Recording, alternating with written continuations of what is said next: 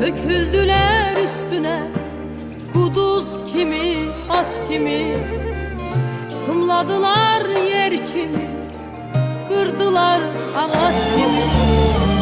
Döküldüler üstüne kuduz kimi, aç kimi, şumladılar yer kimi, kırdılar ağaç kimi.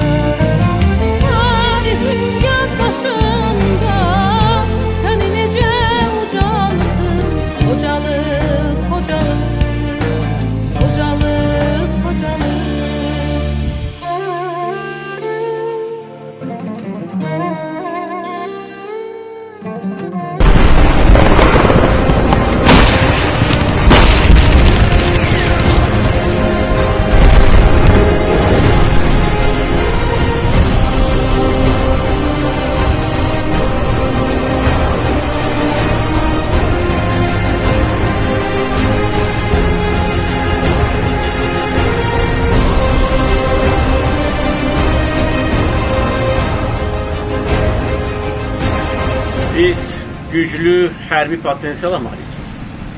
Artıq bu müxtəlif vaxtlarda nümayiş etdirilir. Və hərbi təlimlərdə, hərbi paradlarda bizim texnikamız nümayiş etdirilir. Amma bizim ən böyük gücümüz əskərlərimizin cəsarətidir. Əskərlərimizin vətənpərvərliyidir. Bugün Azərbaycanda elə gözəl gənc nəsil yetişib ki,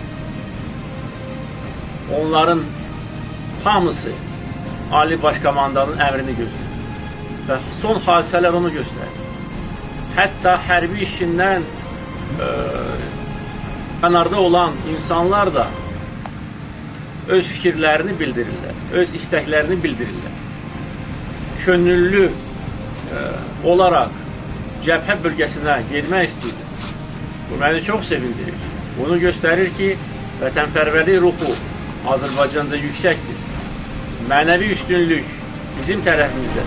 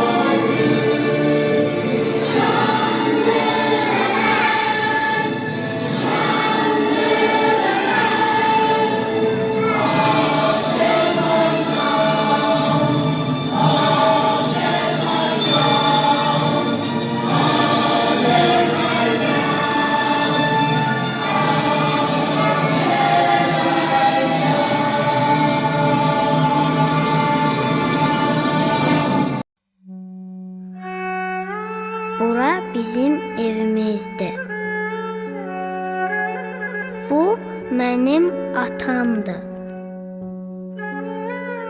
Bu da anamdır.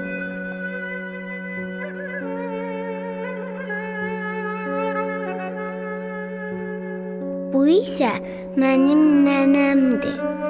O gecələr mənə nağıl da danışırdı.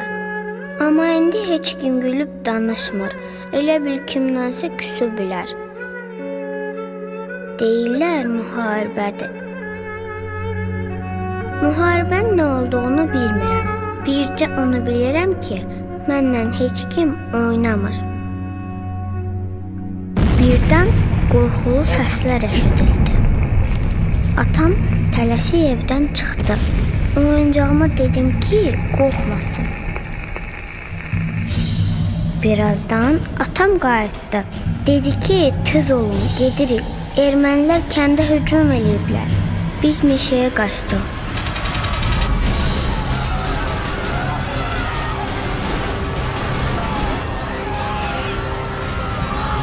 Hamı qışqırırdı, hamı ağlayırdı. Nənəmə nəsə oldu. Dedi ki, mən burada qalıram.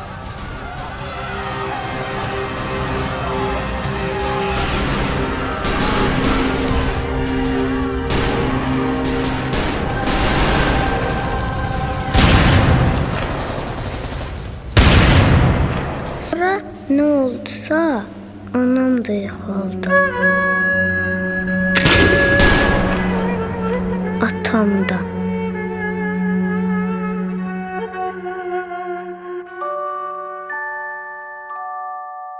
Mən tək qaldım. Heç nə eşitmirdim. Qışqıra da bilmirdim. Elə bil dilim tutulmuşdu.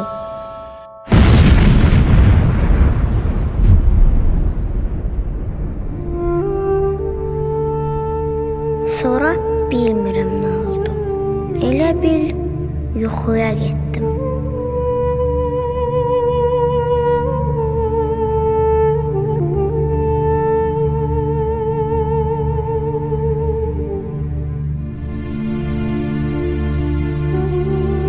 İndi buradayam. Amma məni heç kim tanımır. Heç atamı, anamı da tanıyan yoxdur.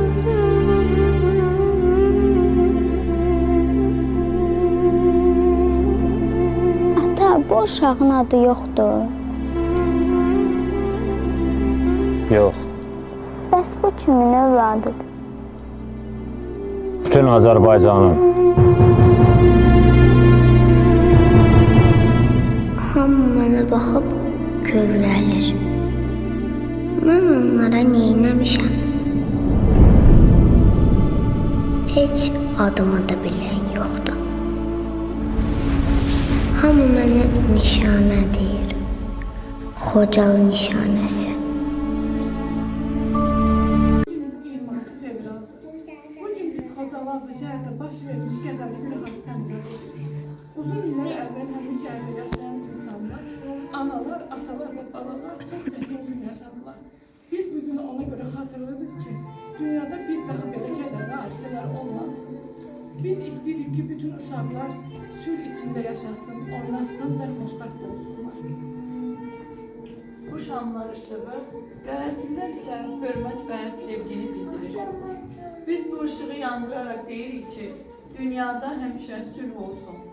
Uşaqlar həmişə gülsün, göylər aydın olsun. Lərimizi yad edəcək.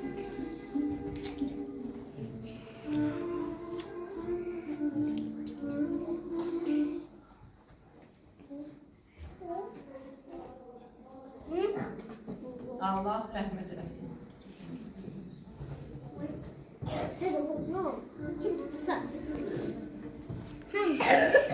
Artıq Xocalı şəhəri azaddır.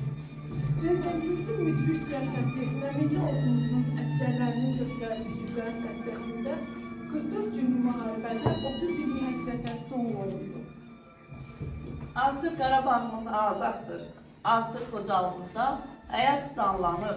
Bu torpaqlardan uşaqlarımızın sevinç dolu səsləri eşidilir. Milli ordumuzun əsgərləri vətənimizi göz bəbəyi kimi qoruyur. İndi isə gəlin vətənimizi vəsf edən şeirləri dinləyək.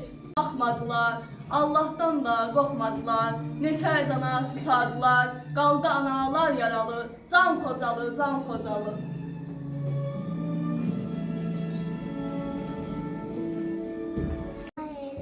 Olay yolu Azerbaycan.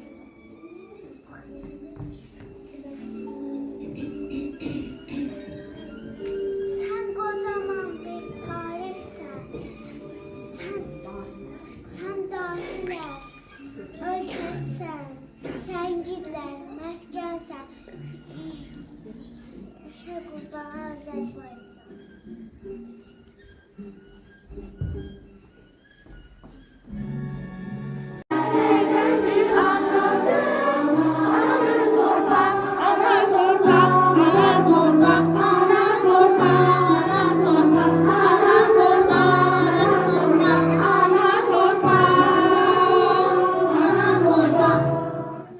Şəhid günü olan qərənfillərimizi, şəhidlərimizi yad etmək üçün şəhid gülşəmizə qoyaq.